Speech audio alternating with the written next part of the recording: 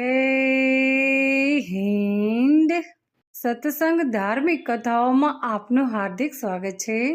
આજે આપણે જાણીશું કે ભારત એટલે શું અને 15મી ઓગસ્ટ એટલે શું.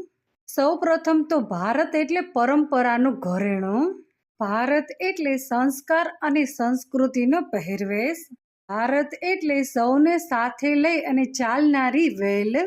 આમાં જો કોઈ પાછળ રહી ગયું હોય તો તેને હાથ પકડી અને સાથે લાવવામાં આવે છે. ભારત એટલે અલગ અલગ ભાષાઓ, અલગ અલગ જીવનશૈલીઓ, અલગ અલગ રંગો. આ અલગ અલગ ભાષાઓ, અલગ અલગ જીવનશૈલીઓ, અલગ અલગ રંગો, આ બધાને એક મોતીમાં પોરવી અને બનતી માળા એટલે ભારત. ભારત એટલે કડવાશના ડંખ વગરનો એક મીઠો મધપૂડો. ભારત એટલે સૃષ્ટિની એવી લિપિ જે અસ્તિત્વને ઉકેલે છે. ભારત એટલે દેવોની ભૂમિ. એક વ્યક્તિને તકલીફમાં જોઈ અને તેની તકલીફ આપણે મહેસૂસ કરી શકીએ એટલે ભારત. ભારતમાં અલગ અલગ પહેરવેશો હોય છે. ગુજરાતમાં કેડિયું, પંજાબમાં પાઘડી, બંગાળની સાડી, સાઉથની લુંગી વગેરે અલગ અલગ પહેરવેશો છે. પરંતુ આપણે બધા એક સાથે આંખો બંધ કરી ત્યારે આપણને જે મહેસૂસ થાય છે તે છે ભારત. ભારતમાં તિરંગો લહેરાવવા માટે આપણે કેટલા બધા શહીદો થઈ ગયા. આ શહીદોને જ્યારે આપણે શ્રદ્ધાંજલિ આપી અને આપણે આંખો બંધ કરી ત્યારે આપણને જે મહેસૂસ થાય છે તે છે ભારત. આપણે જ્યારે તિરંગો લહેરાવી છે ત્યારે આપણે આંખો બંધ કરી છે ત્યારે આપણને જે દ્રશ્ય દેખાય છે તે છે ભારત. આપણા ભારતમાં અલગ અલગ ઘણી બધી ભાષાઓ છે. એટલી બધી ભાષાઓ છે, થોકબંધ ભાષાઓ છે. બધી જગ્યાએ અલગ અલગ ભાષાઓ બોલાતી હોય છે, હિન્દી, ગુજરાતી, અંગ્રેજી વગેરે. પરંતુ જ્યારે આ બધી ભાષા મૌન થઈ જાય છે ત્યારે જે શેષ રહે છે તે છે ભારત. ભારત એટલે દેવોને પણ પોતાના મિત્રો સાથે અને પોતાના પરિવાર સાથે અવતાર લેવાનું મન થાય એટલે ભારત. આ ધરતી ઉપર ઈશ્વર છે એવું મહેસૂસ થનાર અનુભવ એટલે ભારત. ભારત એટલે મોગલો, અંગ્રેજો વગેરેની ગુલામી બાદ તટ્ટાર ઊભું રહેનારું ખમીરવંતું આપણું ભારત. આપણા ભારતને આઝાદ કરવા માટે સેંકડો વ્યક્તિઓ શહીદ થઈ ગયા છે. વીર સાવરકર, ભગતસિંહ, ચંદ્રશેખર આઝાદ, સુભાષચંદ્ર બોઝ, ઝાંસીની રાણી, મહારાણા પ્રતાપ, શિવાજી મહારાજ વગેરે એવા અસંખ્ય નામો છે. આ સેંકડો વ્યક્તિ જે શહીદ થઈ ગયા છે, યુગો પછી પણ આપણે તેનો અનુભવ કરી શકીએ છીએ તે છે ભારત. ભારત એટલે આખી સૃષ્ટિની આધ્યાત્મિકતાની ઠંડક આપતો સ્વયં હિમાલય. ભારત એટલે સત્ય, પ્રેમ અને કરુણાનો અતૂટ ધોધ વરસાવતો ભારત. આપણે હંમેશા કહેતા હોઈએ છીએ કે ભારત એ ખેતી પ્રધાન દેશ છે, પરંતુ તેમ નથી. ભારત તો પ્રધાન ખેતીનો દેશ છે. ભારત એટલે ક્રાંતિનો ચરખો. ભારત એટલે અહિંસાનું સત્ય. ભારત એટલે જે દુઃખી હોય, દુભેલા હોય તેને દિલમાં સ્થાન આપે. પોતાને આંગણે કોઈ પણ આવ્યું હોય તો તેને પ્રેમથી આવકાર આપે. એ વ્યક્તિ લૂંટના ઈરાદાથી આવ્યો હોય છતાં પણ તેની આગતા સ્વાગતા કરે છે. ભારત એટલે જ્યારે આપણે જનમન ગન ગીત ગાઈએ ત્યારે કરોડો વ્યક્તિઓના મણકાઓ સીધા થઈ જાય છે, ટટ્ટાર ઊભા રહી જાય છે અને આ કરોડો વ્યક્તિઓની છાતીઓ ગજગજ ફૂલે છે. તેને ભારત કહેવાય. વંદે માતરમનું ગીત ચાલુ હોય ત્યારે આપણે આંખો બંધ કરી છે. આંખો બંધ કરી ત્યારે આપણી આંખો સમક્ષ જે ચિત્ર દેખાય છે તે છે ભારત. ભારત એટલે એક એવું અવકાશ જ્યાં બધા જ તારલાઓને પોતાની ઈચ્છાથી ચમકવાની તક મળે છે. ભારત એટલે એક એવો બગીચો કે જ્યાં બધા જ ફૂલોને પોતાની રીતે ખીલવાની તક મળે છે. પોતાની રીતે પોતાના સમયે તે ખીલી શકે છે, પોતાની રીતે સુવાસ પાથરી શકે છે અને પોતાની રીતે ખિલખિલાટ કરી શકે છે એટલે ભારત.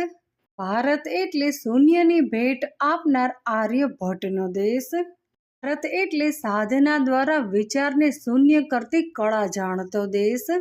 ભારત એટલે દરેક સમસ્યાનું અર્થપૂર્ણ સમાધાન આપતો દેશ. ભારત એટલે એવા વ્યક્તિનો દેશ જે પોતાની પત્ની માટે સમુદ્રમાં સેતુ બાંધે છે, મોરબીમાં મણિ મહેલ બનાવે છે.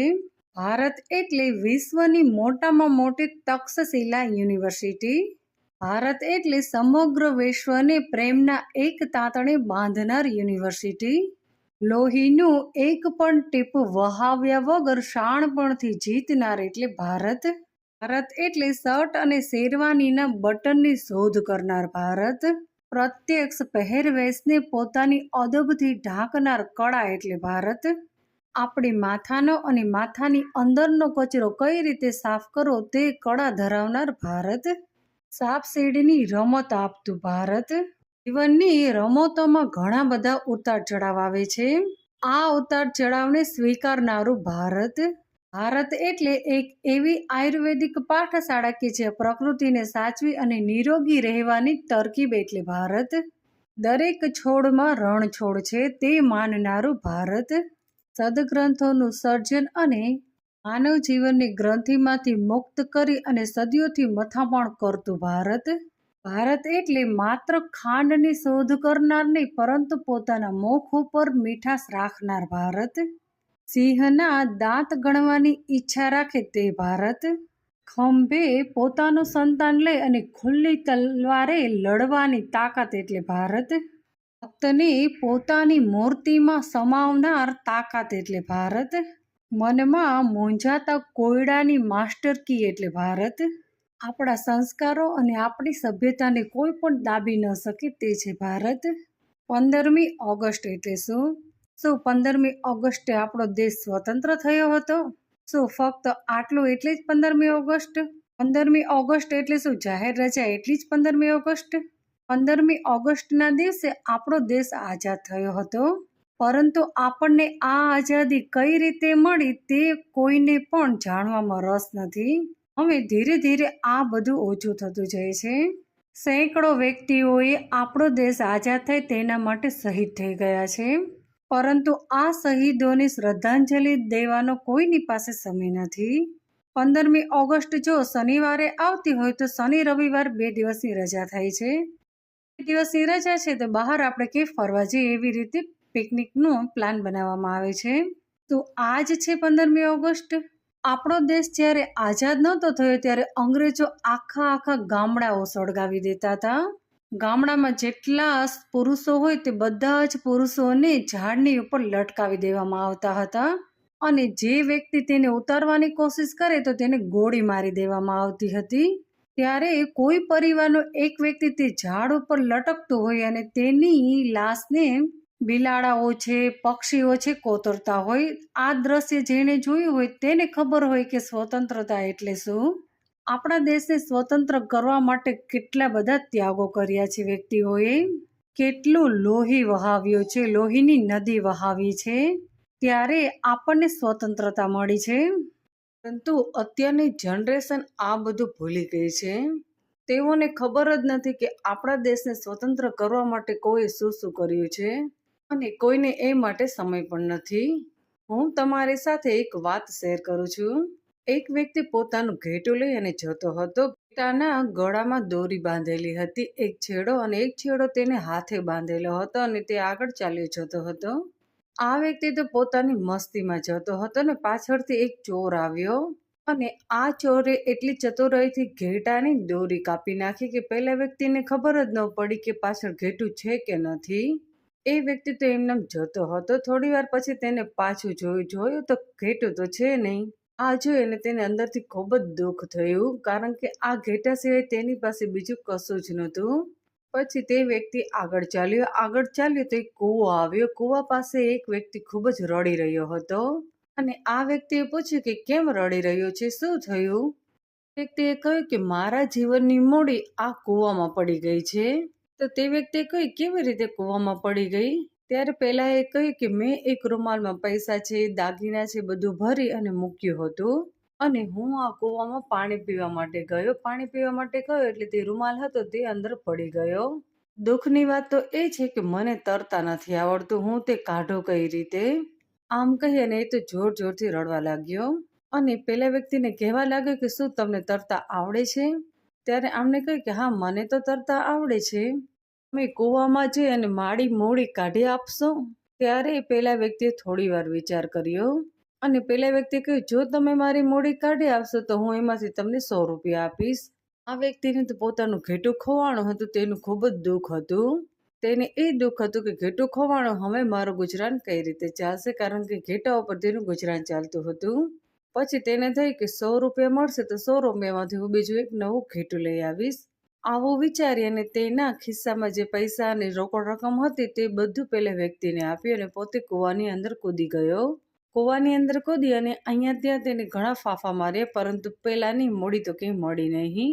પછી અંતે થાકી અને તે બહાર આવ્યો અને પહેલા વ્યક્તિને કહેવા જાય છે કે અંદર તો કંઈ છે નહીં, પરંતુ ત્યાં કોઈ હતું જ નહીં. પેલો વ્યક્તિ ભાગી ગયો હતો. તે ખોટું બોલી રહ્યો હતો કે તેની મૂડી અંદર પડી ગઈ છે. આ વ્યક્તિ પાસે જે પૈસા હતા તે તેને સાચવવા માટે આપ્યા હતા, તે પૈસા પણ તે લઈ ગયો. હવે આ વ્યક્તિ તો માથું કૂટી અને રડવા લાગ્યો.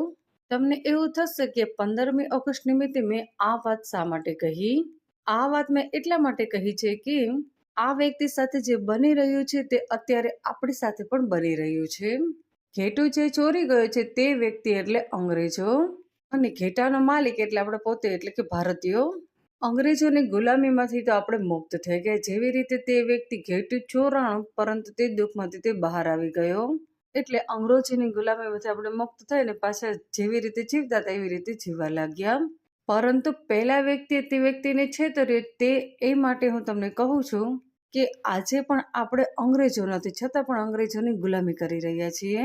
અંગ્રેજો ચાલ્યા ગયા છે, પણ અમુક ઘણી બધી એવી વસ્તુ છે જે આપણે તેને ફોલો કરી છીએ. આજે હજી પણ સર્વસ્વ રીતે અંગ્રેજો આપણા ભારતમાંથી ગયા નથી, કારણ કે હજી પણ ઘણા બધા વ્યક્તિઓનું માઇન્ડસેટ એવું છે કે જે અંગ્રેજો જેવી રીતે જીવતા હતા એવી રીતે એ લોકો જીવે છે. એટલે આપણે ઘેટાના ચોરથી તો બચી ગયા, પરંતુ પેલો શિયાળ છે બહુ ચાલાક છે, તેમાંથી આપણે બચી ન શક્યા. આ વાત એટલા માટે મેં તમને કહી, એટલે આપણને ખ્યાલ આવે કે આજે પણ આપણે અંગ્રેજોની ગુલામી કરી રહ્યા છીએ. ભલે અંગ્રેજો આપણે ભારતની અંદર નથી, છતાં પણ ક્યાંય ને ક્યાંય ઘણા બધા વ્યક્તિઓ એવા છે જે અંગ્રેજોને ફોલો કરે છે, તેમની જીવનશૈલી અપનાવે છે. અંગ્રેજો જ્યારે ભારતમાં હતા, મુગલો જ્યારે ભારતમાં હતા, ત્યારે કેવું કંઈક ને કંઈક અહીંયા મૂકતા ગયા છે, જેના લીધે આપણે તેઓની ગુલામી કરી રહ્યા છીએ. આજે 15મી ઓગસ્ટ છે. જો તમારી પાસે સમય હોય તો ધ્વજવંદન માટે જજો, અને સમય ન હોય તો ટીવી પાસે ઊભા રહીને થોડી વાર ધ્વજવંદનને નમન કરજો. અહીં આપણે આ વિડીયો સમાપ્ત કરીએ છીએ. બોલો હિન્દ માતાની જય.